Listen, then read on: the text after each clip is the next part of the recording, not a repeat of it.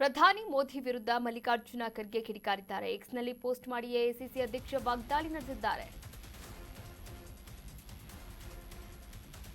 ಪ್ರಧಾನಿ ಮೋದಿ ವಿರುದ್ಧ ಮಲ್ಲಿಕಾರ್ಜುನ ಖರ್ಗೆ ಕಿಡಿಕಾರಿದ್ದಾರೆ. ಎಕ್ಸ್ನಲ್ಲಿ ಪೋಸ್ಟ್ ಮಾಡಿ ಎಐಸಿಸಿ ಅಧ್ಯಕ್ಷ ವಾಗ್ದಾಳಿಯನ್ನು ನಡೆಸಿದ್ದಾರೆ. ಮೋದಿಯವರೇ ದೇಶಕ್ಕೆ ಸುಳ್ಳು ಹೇಳೋದನ್ನ ಮೊದಲು ನಿಲ್ಲಿಸಿ ಎಂದಿದ್ದಾರೆ. ಮಹಿಳಾ ಮೀಸಲಾತಿಯನ್ನ ಕಾಂಗ್ರೆಸ್ ವಿರೋಧ ಮಾಡಿಲ್ಲ, ಯಾವಾಗಲೂ ಮಹಿಳಾ ಮೀಸಲಾತಿಯನ್ನ ಬೆಂಬಲಿಸಿದ್ದೇವೆ. 2010ರಲ್ಲೇ ಮಸೂದೆ ಅಂಗೀಕರಿಸಿದ ಪಕ್ಷ ನಮ್ಮದು, ಅಂದ್ರೆ ಅದು ಕಾಂಗ್ರೆಸ್. ರಾಜ್ಯಸಭೆಯಲ್ಲಿ ಮಸೂದೆಯನ್ನು ಅಂಗೀಕರಿಸಿದಂತಹ ಪಕ್ಷ ನಮ್ಮದು. ಆದರೆ ಬಿಜೆಪಿಗೆ ಮಸೂದೆ ಅಂಗೀಕರಿಸಲು ಸಾಧ್ಯವಾಗಲಿಲ್ಲ. ಇದರಲ್ಲೇ ಗೊತ್ತಾಗುತ್ತೆ ಮಹಿಳೆಯರ ಬಗ್ಗೆ ಬದ್ಧತೆಗಳು ಏನಿದೆ. ನಾರಿ ಶಕ್ತಿಗೆ ಇರುವಂತಹ ನಿಮ್ಮ ಬದ್ಧತೆಯನ್ನ ತೋರಿಸುತ್ತೆ ಅಂತ ಮಲ್ಲಿಕಾರ್ಜುನ ಖರ್ಗೆ ಅವರು ಒಂದು ಸುದೀರ್ಘವಾದಂತಹ ಟ್ವೀಟ್ ಅನ್ನು ಮಾಡಿರುವಂಥದ್ದು. ಆ ಟ್ವೀಟ್ನಲ್ಲಿ ಪ್ರಧಾನಮಂತ್ರಿ ನರೇಂದ್ರ ಮೋದಿ ಅವರ ಒಂದು ಅಕೌಂಟ್ ಅನ್ನ ಕೂಡ, ಖಾತೆಯನ್ನ ಕೂಡ ಅಲ್ಲಿ ಟ್ಯಾಗ್ ಮಾಡಿದ್ದಾರೆ, ಕಿಡಿಕಾರಿದ್ದಾರೆ. ಮಹಿಳಾ ವಿರೋಧಿ नहीं है और हम 1/3 महिला रिजर्वेशन के लिए पहले से कोशिश करते आए हैं, किए हैं और हमने 2023 का जो अमेंडमेंट था उसका पूरा यूनानिमसली सपोर्ट करके उसको हमने पारित किया, यानी पास किया. लेकिन उसके आज आड़ में दूसरा अमेंडमेंट लाकर उसमें उन्होंने डिलिमिटेशन का क्लॉज डालकर और ये महिला आरक्षण का और डिलिमिटेशन को एक जगह कर दिया.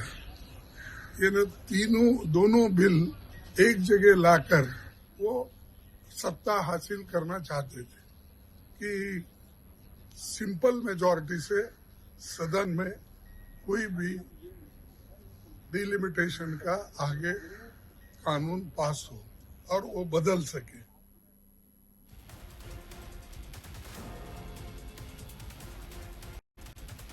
ಬಿಜೆಪಿಯವರೇ ಮಹಿಳಾ ಮೀಸಲಾತಿಯ ವಿರೋಧಿಗಳು. ಬೆಂಗಳೂರಲ್ಲಿ ಡಿಸಿಎಂ ಡಿಕೆ ಶಿವಕುಮಾರ್ ಕೇಂದ್ರ ಸರ್ಕಾರದ ವಿರುದ್ಧ ವಾಗ್ದಾಳಿಯನ್ನು ನಡೆಸಿದ್ದಾರೆ. ಸೋಲ್ತೀವಿ ಅಂತ ಗೊತ್ತಿದ್ರು ಬಿಲ್ ಅನ್ನ ತಂದ್ರು. ಪ್ರಜಾಪ್ರಭುತ್ವದಲ್ಲಿ ನಾವೆಲ್ಲ ಪ್ರತಿನಿಧಿಗಳಲ್ವಾ? ಹಾಗಾದ್ರೆ 240 ಜನ ನಮ್ಮವರು ಗೆದ್ದಿಲ್ವಾ ಅಂತ ಡಿಕೆ ಶಿವಕುಮಾರ್ ಅವರು ಇಲ್ಲಿ ವಾಗ್ದಾಳಿಯನ್ನು ನಡೆಸಿದ್ದಾರೆ. ನೋಡಿ, ಮಹಿಳಾ ಮೀಸಲಾತಿ ಬಿಲ್ ಈ ವಿಚಾರಕ್ಕೆ ಸಂಬಂಧಪಟ್ಟ ಹಾಗೆ ಬೆಂಗಳೂರಲ್ಲಿ ಡಿಸಿಎಂ ಡಿಕೆ ಶಿವಕುಮಾರ್ ಅವರು ರಿಯಾಕ್ಟ್ ಮಾಡಿದ್ದಾರೆ. ಬಿಜೆಪಿಯವರೇ ಮೊದಲು ಮಹಿಳಾ ಮೀಸಲಾತಿಯ ವಿರೋಧಿಗಳಾಗಿದ್ದಾರೆ. ಸೋಲ್ತೀವಿ ಅಂತ ಗೊತ್ತಿದ್ರೂ ಕೂಡ ಈ ಬಿಲ್ ಅನ್ನ ತಂದ್ರು. ಪ್ರಜಾಪ್ರಭುತ್ವದಲ್ಲಿ ನಾವೆಲ್ಲ ಕೂಡ ಪ್ರತಿನಿಧಿಗಳಲ್ವಾ?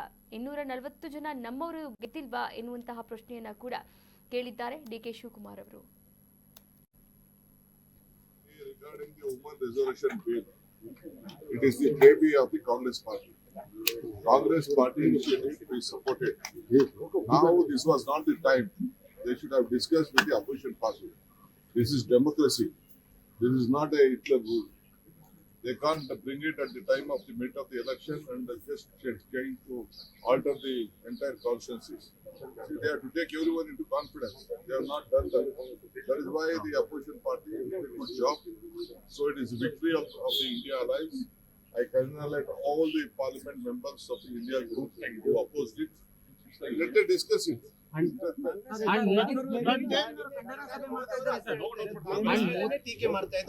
ಮಹಿಳಾ ವಿರೋಧಿ ಅವರು ಸೋಲ್ತದೆ ಅಂತ ಗೊತ್ತಿದ್ರು ಕೂಡ ತಂದಿದ್ರು. ಯಾರತ್ರ ನಾವು ಪ್ರಜಾಪ್ರಭುತ್ವದಲ್ಲಿ ನಾವೆಲ್ಲ ಪ್ರತಿನಿಧಿಗಳಲ್ವಾ, ನಮ್ಮ ಪಾರ್ಟಿಯವರಲ್ಲ, ಅವರು ಗೆದ್ದಿರೋ 240 ಜನ ಗೆದ್ದಿರೋ. ಅವರು ಯಾರ್ದೋ ಮಾತಾಡ್ಬೇಕಾಯ್ತು, ಯಾಕೆ ಮಾತಾಡಿಲ್ಲ, ಏನ್ ಮಾಡ್ತಾ ಇದೀವಿ ಏನು ಅಂತ ಹೇಳ್ಬೇಕಾಯ್ತು. ಇದೆಲ್ಲ ಚರ್ಚೆ ಮಾಡಿದ್ದು ಅವರೊಬ್ಬರ ಆಸ್ತಿ ಅಲ್ಲ, ಮಹಿಳಾ ದೇಶದ ಆಸ್ತಿ. ನಾವು ಸೋನಿಯಾ ಗಾಂಧಿ ಅವರು ಇದನ್ನ ರಾಜ್ಯಸಭೆಯಲ್ಲಿ ಪಾಸ್ ಮಾಡಿದ್ದು. ನಮ್ಮ ರಾಜೀವ್ ಗಾಂಧಿ ಅವರು 50% ಕೊಟ್ಟಿದ್ರು ಲೋಕಲ್ ಬಾಡೀಸ್ ಅಲ್ಲಿ. ಇವತ್ತು ಕೂಡ ನಾವು ಒಪ್ಕೊಳ್ತೀವಿ. ಬಟ್ ನಮ್ಗೇನು ಕರೆದು ಮಾಡದೆ ಕ್ಷೇತ್ರಗಳೆಲ್ಲ ಕಟ್ ಮಾಡಿ ಉತ್ತರ ಭಾರತ ಜಾಸ್ತಿ ಮಾಡಿಕೊಂಡು ದಕ್ಷಿಣ ಭಾರತ ಕಡಿಮೆ ಮಾಡಕ್ ಕೊಟ್ಟಿದ್ರಲ್ಲ, ಇದನ್ನ ಯಾರು ಕೂಡ ಸಹಿಸಲಿಕ್ಕೆ ಸಾಧ್ಯ ಇಲ್ಲ. ಏನು ರಾಹುಲ್ ಗಾಂಧಿ ಅವರು, ಮಲ್ಲಿಕಾರ್ಜುನ ಖರ್ಗೆ ಅವರು ಮತ್ತು ಎಲ್ಲ ನಮ್ಮ ಕರ್ನಾಟಕ ನ್ಯೂಸ್ ಬೀಟ್ ಫಾಲೋ ಮಾಡಿ, ಸಬ್ಸ್ಕ್ರೈಬ್ ಮಾಡಿ.